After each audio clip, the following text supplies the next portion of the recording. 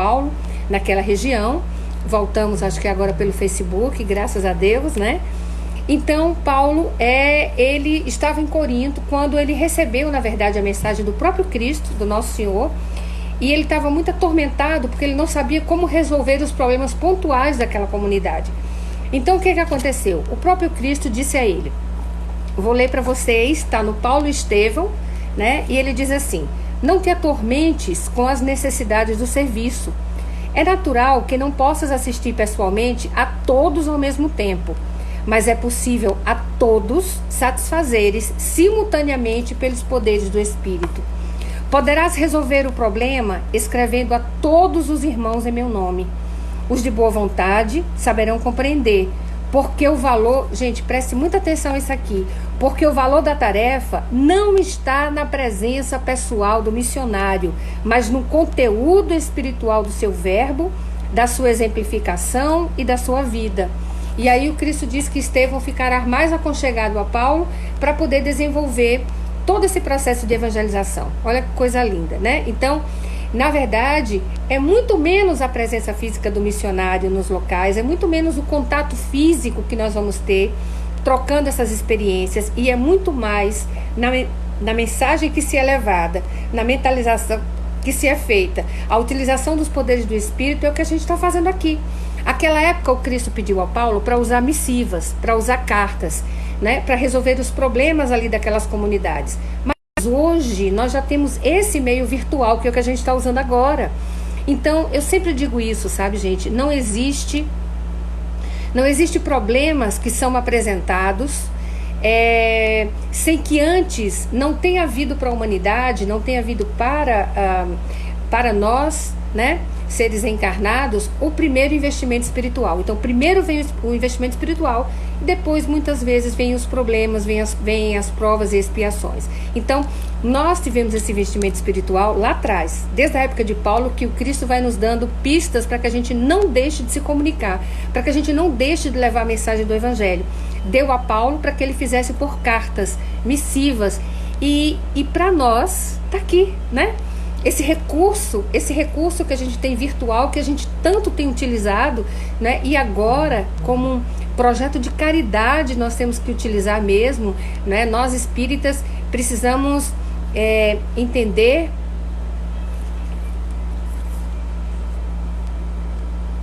Gente, deu um probleminha novamente aqui no nosso vídeo, na nossa transmissão pelo Instagram, né? A gente vai tentar mais uma vez voltar aqui para a gente conseguir novamente, verificando aqui a conexão de novo nossa aqui com o pessoal. Pronto, voltamos novamente. É assim, gente, mas vai dar tudo certo. A gente vai conseguir aqui concluir a nossa doutrinária. Então, como disse a vocês, lá na época era feito através de cartas, né? Aqui não, aqui a gente faz pelo meio virtual, a gente faz pela internet, utilizando essas redes sociais para que a gente possa divulgar o Evangelho de Jesus, principalmente num momento tão importante, onde a caridade se faz presente. Vamos pensar, gente, veja, nós temos milhares de pessoas que hoje estão efetivamente afastadas do convívio social, muitas vezes até da própria família, porque a depender da situação de cada um, né?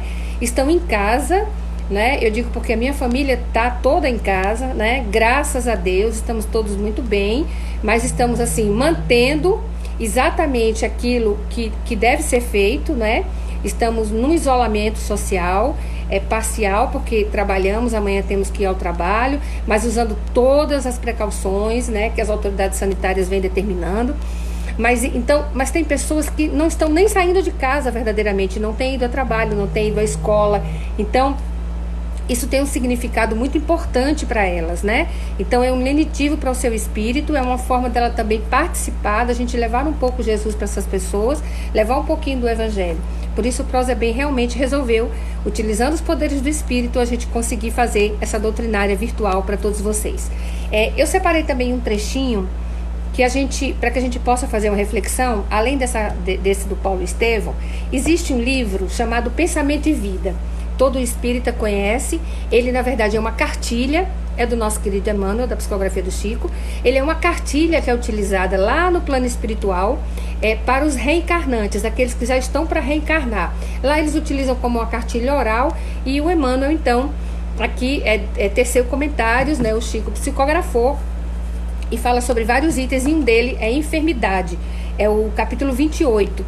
Olha só o que Emmanuel vai dizer para a gente, que é importante para esse nosso tempo.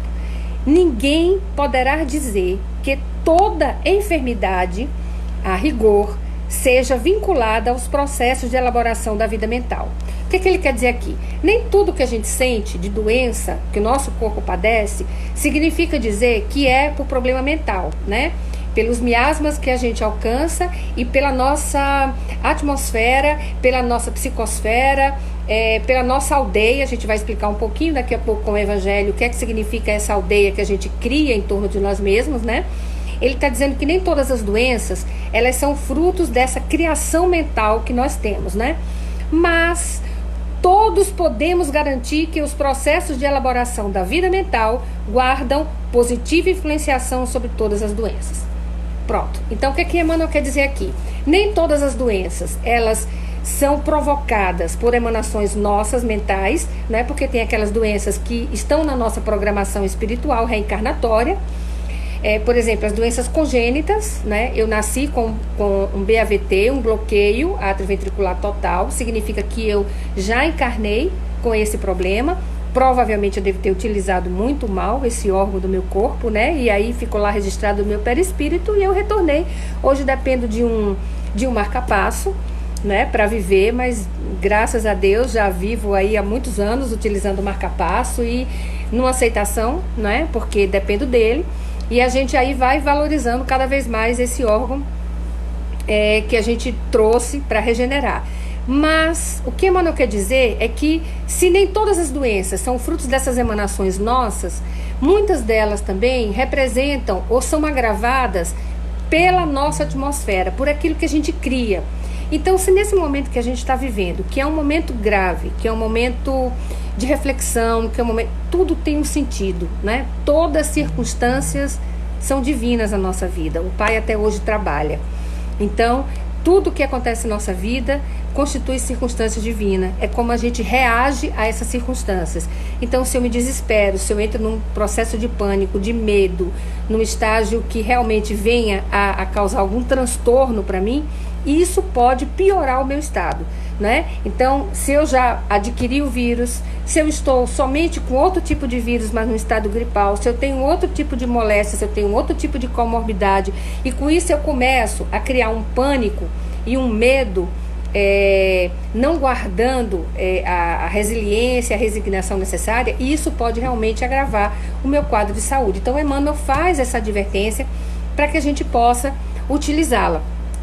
E como a gente não pode deixar de falar do Evangelho, né? Quem me conhece sabe que todas as nossas doutrinárias, a gente traz um pouquinho do Evangelho de Jesus, né? Do Evangelho. Então eu queria fazer uma passagem sobre a cura do cego de Betsaida, para que a gente possa compreender nesse momento como a gente deve manter a nossa atmosfera, como a gente deve manter a nossa vibração, não é? Para garantir que a gente possa passar por esse quadro sem constrangimentos abruptos, sem problemas graves, porque tudo isso vai passar, a gente sabe, isso é transitório, né? E a gente não pode deixar que o pico desse vírus ele chegue ao nosso estado, que ele atinja os nossos companheiros, né? Porque nós vamos aí sim, vamos ter um problema no quadro, nos profissionais de saúde, vamos abarrotar e vamos extrapolar a capacidade assistida a capacidade instalada dos nossos hospitais, e isso realmente vai trazer um transtorno muito grande. Mas a gente acredita que da forma com que nós estamos fazendo, os sergipanos estão realmente de parabéns, estão cumprindo rigorosamente, né? Nós temos acompanhado isso, então não vamos passar, não vamos ter problemas. E o que a gente pode fazer individualmente, né? E fazendo por nós, estamos fazendo também pela comunidade. Então existia esse cego, né? Que morava nessa aldeia de Betsaida, que era uma aldeia muito pequena, uma aldeia com poucas casinhas, né? E Jesus sabia que ali tinha um cego e que queria ser curado, porque nem todo aquele que está doente, nós sabemos que quer ser efetivamente curado. Então aquele cego, ele queria ser curado. E essa cura de Jesus, ela tem uma característica diferente, porque Jesus retira o cego da sua aldeia, da aldeia onde ele morava, da casinha onde ele morava, essa aldeia chamava Betsaida. Jesus tira o cego da aldeia, né? Leva o cego para fora e lá impõe a mão sobre o cego. Nós sabemos verdadeiramente que pelo estado vibratório do nosso mestre, né, o Cristo de Deus, né, então não havia necessidade, né, apenas pelo magnetismo de Jesus aquele homem seria curado, mas Jesus faz etapas para que a gente possa simbolicamente compreender o que cada uma delas significa na nossa vida. Então a primeira coisa que ele faz é impor as mãos sobre o cego e ele pergunta: o que tu vês? Né? E o cego disse assim: Senhor, agora eu vejo o homem como árvore, né? Homens como árvores. Então ele ainda via turvo, ele via algo como se estivesse a se movimentar na sua frente, mas ele não via ainda de forma correta, de forma distinta, com profundidade, né? Então ele diz: vejo o homem como vulto, né? E o Cristo, então, no ato simbólico, pega um pouco de saliva, mistura com a poeira da terra, faz ali o lodo, né? E passa nos olhos, né, ali do cego de Betsaida e diz: e agora o que tu vês? E aí ele diz: Senhor, agora eu vejo tudo distintamente, com profundidade, com discernimento. E isso tem uma razão de ser, essas duas etapas da cura do cego, né? Tem uma razão de ser porque ela significa que a nossa cegueira, muitas vezes espiritual, ela não é vencida numa encarnação somente. Ela não é vencida com saltos na natureza. Ela é vencida de forma gradativa, porque tudo na natureza é assim que se comporta. É um movimento rítmico e sempre constante. Então, significa que nós vamos sendo curados dessa cegueira espiritual, muitas vezes em que a gente é envolvido, mas gradativamente. Então foi isso que aconteceu com esse cego. E logo depois da cura, e aí vem a parte que eu gostaria de trazer para a nossa reflexão, logo depois da cura dele, logo depois que Jesus faz essas etapas, qual é o movimento correto? O que é que o cego deveria fazer nesse caso? Ele deveria seguir a Jesus, né, que o retirou da sua aldeia. Jesus foi lá e retirou aquele cego da Betsaida. Mas ele não, ele na verdade ele faz exatamente o que eu acho que todos nós faríamos, começaria a seguir Jesus. Só que ele fez esse movimento e o Cristo dá uma resposta para ele, diz assim: faz assim, volta para tua casa, mas não entra na tua aldeia. Parece que Jesus está dando um recado que é paradoxal, né? Como é que ele vai poder voltar para a casinha dele, né, sem entrar na aldeia dele, se a casinha dele estava dentro da aldeia e tinham poucas casas? Não tem sentido. Mas na verdade, simbolicamente, faz todo sentido para a nossa vida. E eu acho que é essa lição que Jesus quer levar para nós. Quando Jesus diz para o cego: volta para a tua casa, mas não entra na tua aldeia, quer dizer o seguinte: volta para a tua casa mental, trabalha a tua casa mental, mas não entre mais na atmosfera, na aldeia espiritual que você estava. Emmanuel, ele vai nos explicar, ele vai nos socorrer nisso aí para explicar, e ele vai dizer assim, que todos nós temos uma atmosfera espiritual, todos nós. Eu tenho a minha, vocês têm a de vocês, não é? E a gente vai criando, através das formas, pensamentos, né, daquilo que a gente vai emitindo, a gente vai criando essa aldeia e a gente mora nessa aldeia, né? A nossa casinha mental, ela está dentro dessa aldeia. Então, se eu crio pânico nessa aldeia, eu vou morar no pânico. Se eu crio medo, eu vou morar no medo. Então, o que Jesus faz é a tentativa de nos alertar para o fato de que se eu quero me curar, né, se eu quero me curar daquela situação, se eu tenho vontade de viver uma situação diferente, de mais tranquilidade e de paz, é preciso que eu volte para a minha casa mental, sem entrar para aquela aldeia de pensamentos que eu tinha formado em torno de mim. Então, nesse momento, se a gente entrar numa aldeia, se a gente criar uma Betsaida de pânico, de medo, não é? Se a gente se isolar pensando que nós não vivemos em conexão com o outro, e hoje eu vi, gente, um recado tão interessante pela internet, né, pelas redes sociais, eu vi que um condomínio, alguns condôminos, provavelmente pessoas devem ser jovens, né, eles fizeram um cartaz e pregaram no elevador, dizendo assim, aos moradores que estiverem idades acima de 60 anos ou que tenham algum problema de saúde, que desejarem que sejam realizadas compras, estejam passando por necessidade, entrem em contato com o apartamento tal, que nós iremos fazer as compras para vocês em farmácia e supermercado. Olha que coisa bacana, né? Olha que regime de solidariedade, olha como as pessoas se apresentam nesse momento. Esse é o estado real de caridade que nós temos que fazer. Então, procurar manter essa tranquilidade, procurar manter uma atmosfera de paz, né? Para que a gente possa atingir verdadeiramente e conseguir ajudar também tantas outras pessoas que nesse momento passam por necessidade, né? Então, essa é a caridade que a gente pode fazer nesse momento, entender que todos nós estamos conectados. Lembrem-se, não se toca uma flor sem molestar uma estrela. Todos estamos ligados, todos estamos nessa mesma situação. Se eu me protejo, eu também acabo protegendo o meu irmão, aquele que está muitas vezes no estado de necessidade, né, no estado que precisa da nossa ajuda nesse momento. Então, meus amigos, essa era uma mensagem que a gente queria passar em reflexão, né? Vamos fazer uma doutrinária hoje um pouco menor, né? A ideia é que nós fizéssemos ela em 30 minutos, né? Para que todos tivessem condição também de participar, todos tivessem condição de estar conosco aqui presente. Nós temos ainda outros projetos para que a gente possa dinamizar a rede social do Prozebem. A ideia é que a gente possa, inclusive depois, eu estou fazendo aqui, a Sandra deve estar escutando a gente também, né? E aí, eu nem combinei isso com ela ainda, hein, gente? Mas a ideia é que a gente possa fazer, por exemplo, comentários sobre textos de Emmanuel, comentários sobre versículo do Evangelho, e aí os internautas podem interagir com a gente. Eu não estou podendo agora ler, se tiver pergunta aqui, porque é muito dinâmico, né? Mas a ideia é que a gente possa fazer essas lives também à tarde, à noite, fora do horário de doutrinária, para que a gente possa interagir com as pessoas que estão, na verdade, vivendo uma situação de afastamento social agora por conta desse problema provisório, mas que vai passar, que a gente está vivendo. Então, a ideia é essa, né? O Prozebem quer realmente tornar dinâmica a sua rede social para que todos possam participar. E aí, nesse projeto, os internautas podem fazer perguntas, podem comentar. A gente vai citando nomes aqui das casas co-irmãs, porque tem algumas casas espíritas que não têm ainda a rede social pronta. Então, a gente faz a divulgação por aqui, a gente lê a mensagem, né? Então, esse é o interesse. Aqui eu vou ler rapidinho, né? A Adriana Carvalho está aqui dizendo: vamos nos cuidar dos nossos idosos, isso é caridade, né? Então, que coisa boa, né? A gente fica muito feliz, né, com a participação de todos.